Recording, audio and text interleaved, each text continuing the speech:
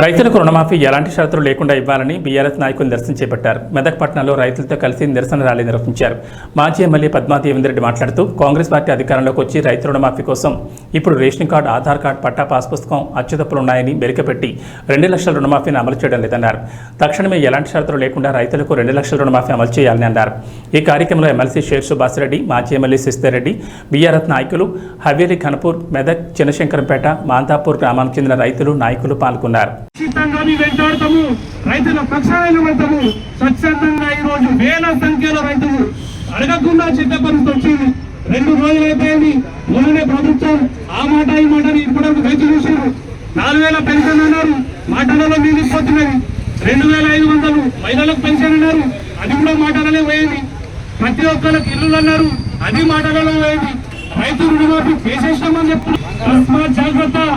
ప్రతి ఒక్కరు ఇక్కడ ప్రభుత్వానికి హెచ్చరిస్తూ ఉన్నాం. టీఆర్ఎస్ ప్రభుత్వం ఉన్నప్పుడు ప్రతి ఒక్క విషయం మనకు రైతు బంధు కానివ్వండి, రైతు బీమా కానివ్వండి, 8 రోజులలో అక్కడ మనము ఇచ్చినప్పుడు రైతుసారి కూడా ఒక 4 రోజులు కూడా లేట్ కాలేదు. ఇప్పుడు రైతు బంధు నిప్పులేదు. ప్రతి విషయంలో చూసుకున్న ఈ ప్రభుత్వం ఫెయిల్ అయిపోయింది. ఇప్పుడు ఎలక్షన్ ఇస్తే ఎప్పుడు కూడా కొడతారు వాళ్ళు. టోటల్ ఒక్క సీటు కూడా రాదు. అలాంటి పరిస్థితి ప్రజలలో వచ్చింది.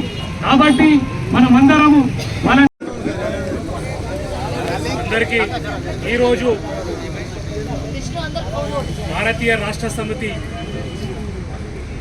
వర్కింగ్ ప్రెసిడెంట్ కేటీఆర్ గారు పిలుపునిచ్చిన విధంగా తెలంగాణ రాష్ట్రం మొత్తము ఈరోజు ధర్నా చేయాలని నిర్ణయించారు. అసలు ధర్నా ఎందుకు చేస్తున్నాం? మనం ప్రభుత్వం మారాలి, మళ్ళా మనము రోడ్డు ఎక్కాల్సిన అవసరం వచ్చిందంటే ఇంత దుర్మార్గమైన ప్రభుత్వము ఈనాటి వరకు చూడలేదు. ఈరోజు మనము ఇంత దారుణంగా ఆ రోజు ఇప్పుడున్న ముఖ్యమంత్రి గారు ప్రతి దగ్గర ఆయన ఫస్ట్ చెప్పిన మాట ఒకటి అని చెప్పారు. అందరికీ తెలుసు. డిసెంబర్ 9 వచ్చింది, మాటలలో మిగిలిపోయింది. ఎంపీ ఎలక్షన్స్ వచ్చినాయి. ఇప్పుడు కాదు, నేను 15 ఆగస్టుకి చేస్తా అన్నాడు.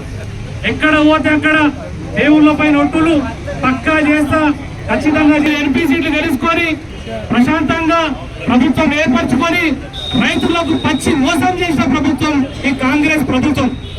చూడండి, మీరు ఏకతాటి పైన 2 లక్షల రూపాయలు రుణమాఫీ అంటే 42,000 కోట్ల రూపాయలు మనకు అవసరం. కానీ ఏం చేసిరు అక్కడ? కాదు 31,000 కోట్లు చేస్తున్నాడు. 31,000 కోట్లు చెప్పారు మాటలకు, మినిస్టర్లు మాట్లాడంతో మాట్లాడారు. కానీ మళ్ళా లాస్ట్ అసెంబ్లీకి వచ్చేసరికి అది 20. ఈ రోజు ఈ ప్రభుత్వం రైతులను చేసింది. బీఆర్ఎస్ ప్రభుత్వం రైతుల ప్రభుత్వం, రైతు పక్షాన నిలబడే ప్రభుత్వం. కాబట్టి ఆ మాట ప్రకారం ఖచ్చితంగా ఇబ్బంది. జర్నలిస్ట్ లెక్క మాట్లాడితే వాళ్ళకు బెదిరింపు కాల్స్. వాళ్ళని ఇప్పుడు కొడంగల్ జర్నలిస్ట్ మీద వాళ్ళ నాయకులు దాడి చేస్తా ఉన్నారు. ఎందుకు ఈ దాడులు? ఎందుకు సిద్దిపేట పోయి దాడులు చేయాల్సిన అవసరం ఏమొచ్చింది? అభివృద్ధి సిద్దిపేట చేసింది, గిడ చేయరాదుండ్రి. ఏ నియోజకవర్గంలో ఇప్పటి వరకు ₹1 రాలే. ఈ 119 నియోజకవర్గ ప్రజలు ఎవరు చెప్తుండ్రు ఎక్కడేమొస్తుందో, ఏమైనా అభివృద్ధి జరుగుతుందో. కానీ ఎక్కడోళ్ళు అక్కడ అభివృద్ధి చేయకుండా ఎక్కడికో పోయి దాడులు చేస్తుంది. ఏం సంస్కృతి? ఎక్కడ నేర్చుకున్నారు ఈ దాడుల సంస్కృతి? ప్రశాంతమైన తెలంగాణను పాడు చేయాలని చూడకుండ్రి. తెలంగాణ ప్రజలు తప్పకుండా తెచ్చుకున్నారు. వాళ్ళకు అవగాహన వచ్చింది. ఏ ప్రభుత్వం ఎట్లా పనిచేసిందో వాళ్ళకు తెలిసి వచ్చింది. రేపు రాబోయే కాలంలో మీరు గ్రామాలలో తిరిగినప్పుడు ఉంటది బిడ్డ, అప్పుడు చూద్దాం. మీద ఎట్లా తిరిగి పోవుడు కాదు, అందరి మీదకి దాడులకు పోవుడు కాదు. ఏదో వాళ్ళకు పోయిన వాళ్ళకల్లా మాట్లాడిన వాళ్ళకల్లా బెదిరింపు కాల్సి కాదు, భయపెట్టడం కాదు. అవన్నీ బంద్ చేసుకోండి. అవన్నీ ఎన్ని రోజులు ఉంటాయి? కొన్ని రోజులే ఉంటాయి. పిల్లిని కూడా రూమ్లేసి కొడితే ఎదురు తిరుగుతుంది. ఎప్పుడైనా గుర్తు పెట్టుకొని అమాయకులను చేసి ఆటాడియాలని, బెదిరించాలని, ఇబ్బంది పెట్టాలని చూస్తే ఖబర్దార్, తప్పకుండా ఎదురు తిరుగుతారు, వెంట పడుతారు. మీరు పూర్తిగా 2 లక్షల రూపాయల రుణమాఫీ చేసేంత వరకు మీ వెంటబడి ప్రతి ఒక్క రైతు పక్షాన నిలుస్తామని కూడా ఈ సందర్భంగా హెచ్చరికలు జారీ చేస్తా ఉన్నాం. అంతేకాదు, గాడేంది ఇంత మంచిగా తెలంగాణ సెక్రటేరియట్ ఒక్కవైపు ఒక పెద్ద బిల్డింగ్, దాని తర్వాత అంబేద్కర్ విగ్రహం, ఓవైపు అమరవీరుల జ్యోతి. అక్కడ మనం తెలంగాణ తల్లి విగ్రహాన్ని పెడితే ఆ అమ్మవారు తెలంగాణ తల్లి మన ఆత్మగౌరవాన్ని పెంచే తల్లి. తెలంగాణ రాష్ట్ర ఆత్మగౌరవం నిలబడుతుంది. ఎందుకంటే గతంలో అక్కడ తెలుగు తల్లి ఫ్లైఓవర్ అనే పేరుండే, ఆ తెలుగు తల్లి పేరు అయి తెలంగాణ తల్లి అనేది వస్తుందని చెప్పేసి ఆత్మ గౌరవం కోసం అక్కడ విగ్రహం పెట్టాలంటే వీళ్ళెవరు విగ్రహం పెడతారట? ఎందుకు? తెలంగాణ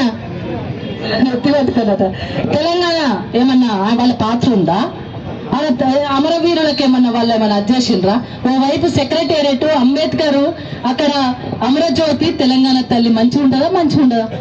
తెలంగాణ ఆత్మగౌరవం పెరుగుతుంది. తెలంగాణ అది తెలుగు తల్లి ఫ్లైఓవర్ పేరు మీకు గుర్తుండుంటది.